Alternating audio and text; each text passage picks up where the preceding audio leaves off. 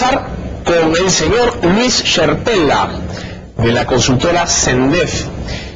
Vamos a hablar sobre un tema muy interesante, muy novedoso en el país, que se está redescubriendo porque no hay muchos estudios relacionados con él, que es el tema de empresas familiares. Luis ha hecho una encuesta muy interesante que vamos a discutir sobre este tema justamente. Luis, gracias por venir al programa. Gracias a ti, Bruno, por la invitación. Cuéntame, Luis, este ejercicio de exploración del mundo de empresas familiares peruanas, ¿la encuesta es un primer ejercicio o ya vienen haciéndolo año tras año? Es tercer año que se aplica. La selección de la muestra no ha tenido un proceso riguroso de selección estadístico. Se ha aplicado a personas que asistían a diversos eventos o talleres de capacitación, que se dictaban en gremios, etc. Y que voluntariamente respondían a un cuestionario que ya es tercer año que tenemos algunos resultados previos, ¿no? Si bien no tiene una selección científica la muestra, pero que nos da unos elementos que nos permiten inferir algunas hipótesis de trabajo, ¿no? Ok, en el marco de estas hipótesis, ¿qué es lo que han ido encontrando, digamos? ¿Qué cosa ha revelado la encuesta? Las grandes conclusiones.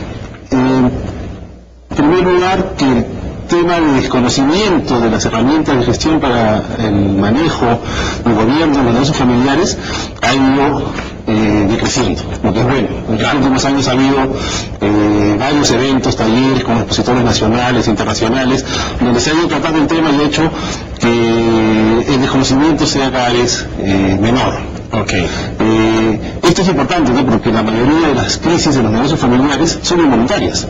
O sea, si tú le preguntas a un empresario, le haces una pregunta que yo le he hecho provocadoramente, ¿no? Si usted lo hizo a propósito, nadie lo hizo a propósito. Sin duda. Sino que cuando se juntan dos sistemas con diferente cultura, diferentes valores, diferentes objetivos, involuntariamente el empresario y su familia caen en un proceso de confusiones, ¿no?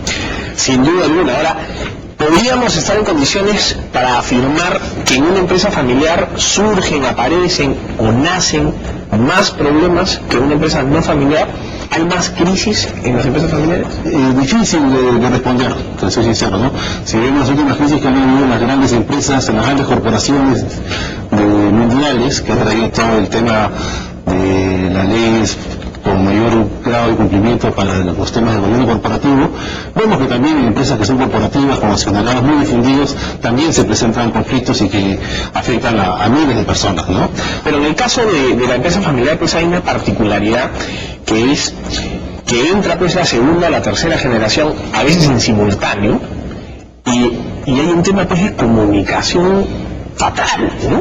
O sea, una persona que tiene pues 65, 70 años, que tiene que ponerse de acuerdo con la segunda generación, que de pronto es de 20, 25, tienen mundos totalmente diferentes, tienen percepciones totalmente diferentes, y ahí hay un choque comunicacional importante que puede ser pues la causa, la génesis, digamos, de estos problemas, ¿no? Sí, puede ser un factor de crisis de las diferencias generacionales, pero no necesariamente porque alguien tenga 65, 70 años o más. Yo inclusive he trabajado con empresarios de 80 años, claro, significa que no tenga sus capacidades vigentes. No, si deben balancear objetivamente las experiencias de los conocimientos con los anteriores, ¿no? Sin duda. Definitivamente el líder, el fundador o fundadores, que son generalmente los que tienen el poder de decisión, son quienes tienen que adecuarse a un proceso de cambio, ¿no? Un proceso de manejo centralizado, toma decisiones sin mayor grado de consulta, a un proceso más participativo, porque la continuidad es generalmente pasar de uno a varios. Y esos varios tienen que constituirse en un equipo de socios. O sea, dueño es generalmente fundador, que tiene ciertas prerrogativas por ser dueño. Correcto. Pero las siguientes generaciones no se pueden comportar como ellos, tienen que comportarse como socios. Correcto. Socios de un proyecto empresarial, que lo que a ellos les da es un beneficio económico, les genera bienestar económico, les da riqueza económica. Entonces, lo primero que ellos tienen que prepararse es a compartir la sociedad, ser socios. Ahora, ¿cómo transmite este fundador, el dueño, el empresario inicial, cómo transmite el espíritu emprendedor en la siguiente generación? Digamos, ¿cómo vas a preparar? ¿Cuál es la forma de preparar a la siguiente generación para que tenga el mismo espíritu, el mismo dinamismo, el mismo empuje que hace unos años tuvo el padre o el tío digamos, del dueño de la empresa? Muy buena pregunta, ¿no? Yo no estoy totalmente seguro que el tema de hacer empresa, ser emprendedor, sea un tema que se puede enseñar o se puede heredar necesariamente. No, sí se puede enseñar, pues. Se puede enseñar, pero ya en otro grado de emprendimiento, digamos, corporativo. Pero la capacidad de crear un negocio, de ver una oportunidad de mercado, de diseñar un producto para tener necesidad, la tienen pocas personas. Sí, sin duda, pero sí se puede potenciar. Los siguientes emprendimientos, yo estuve revisando unas estadísticas de los emprendimientos en segundas generaciones o terceras. La mayor parte de ellos, cuando no siguen un proceso de análisis y de evaluación, tienden al fracaso en el 99% de ellos. Entonces, los emprendimientos siguientes, no hay que presuponer que esa capacidad de emprender existe. Hay que dedicarle un tiempo a evaluarla y ver el impacto a corto y a largo plazo de esa decisión, ¿no? Correcto. Muchas veces cuando las empresas crecen, llegan a algunas importancias y se generan oportunidades de negocios. Claro, ¿no? Hay alguien que dice, uy, hay que hacer tal negocio. Pero ese no se evalúa su impacto a largo plazo y eso termina siendo contraproducente para toda la familia empresaria. Entonces, los siguientes emprendimientos hay que promoverlos, crear un ambiente de generación de ideas, pero darle un tiempo para evaluarla. O sea, dediquemos un tiempo para evaluarla, no tenemos una evaluación totalmente estricta, de repente el monto, la inversión que hay que hacer, pues sí dedicar un tiempo para ver esos impactos a corto y a largo plazo del proyecto emprendedor. Luis, en tu opinión, ¿cuál es la ruta que maximiza, si se quiere, los resultados en una gestión de empresa familiar? ¿Qué es lo que se debe hacer como regla básica? ¿Qué cosas se tiene que cumplir dentro de una empresa familiar? A ver, vamos primero por la familia.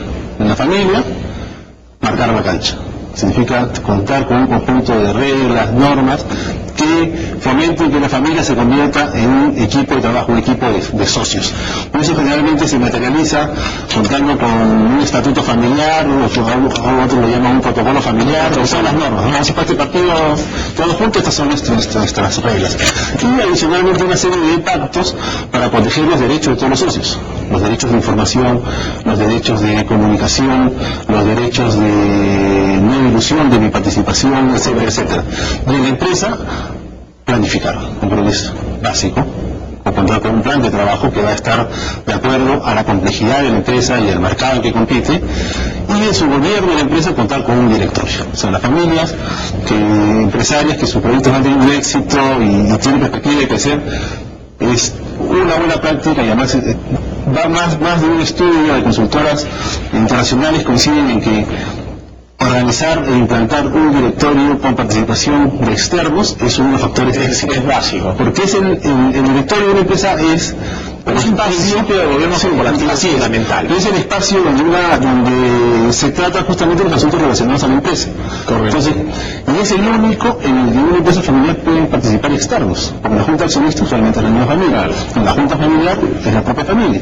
El único espacio donde podemos separar y ver que ahora nos sentamos para ver el plan estratégico de la empresa, para evaluar la gerencia, para planificar, es el directorio. Ahora, la tentación de la gerencia. No necesariamente la segunda generación o la tercera generación, algún miembro de estas generaciones está capacitado o es el mejor para ocupar la gerencia general. ¿Ahí no se crea también un conflicto, poner a un tercero a mandarme yo que soy el dueño? Depende, yo te diría que no hay fórmulas mágicas en general, ¿no? En principio, un miembro de la familia puede ser tan o más profesional que un externo. Sin duda, no, claro. Pero hay dos aspectos que deben desarrollarse. Uno, que si es un externo, un miembro de la familia debe, aparte de las capacidades, debe tener habilidades para desarrollar canales de comunicación y coordinación con sus padres, sus hermanos, tíos, etcétera, porque son sus socios. Entonces él debe establecer esos canales adecuados, ¿no?